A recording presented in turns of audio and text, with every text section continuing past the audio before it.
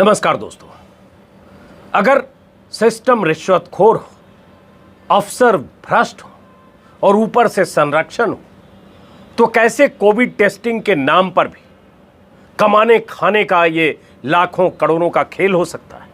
उसकी एक मिसाल इतनी दिलचस्प और सनसनीखेज है कि कहा जा रहा है ये देश का सबसे बड़ा कोविड टेस्टिंग घोटाला है, स्कैम है। खबर यह है कि हरिद्वार कुंभ मेले के दौरान उत्तराखंड हाईकोर्ट की फटकार के बाद जब उत्तराखंड सरकार ने निर्देश दिया कि 4 लाख लोगों की कोविड टेस्टिंग होगी जो कुंभ मेले में गए थे, और उस टेस्टिंग की जिम्मेदारी 9 प्राइवेट कंपनियों को सौंपी गई।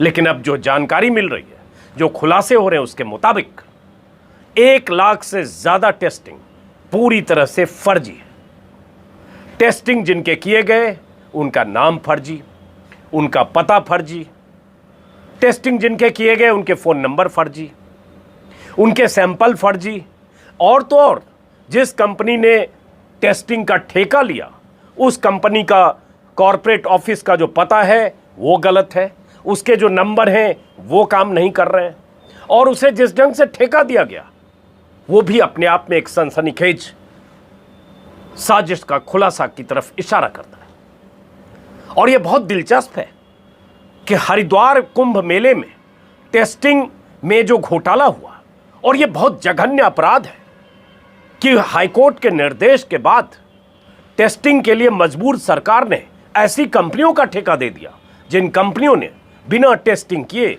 सरकार को टेस्टिंग की रिपोर्ट भी सौंपी और लाखों का भुगतान भी ले लिया। पता कैसे चला दोस्तों? बहुत चौंकाने वाली बात है। पता तब चला जब पंजाब के फरीदकोट में रहने वाले एक LIC एजेंट को अचानक 22 अप्रैल को उनके मोबाइल पर एक SMS आया। उस SMS में उनकी टेस्टिंग रिपोर्ट थी, उसका लिंक था जिसके मुताबिक वो कोविड निगेटिव पाए गए। लेकिन जब उन्होंने देखा और सोचा कि उन्होंने कहीं अपना स्वैब दिया नहीं, किसी लैब में गए नहीं, किसी से टेस्टिंग के लिए कोई उनकी बात हुई नहीं, फिर उनकी रिपोर्ट कैसे आई?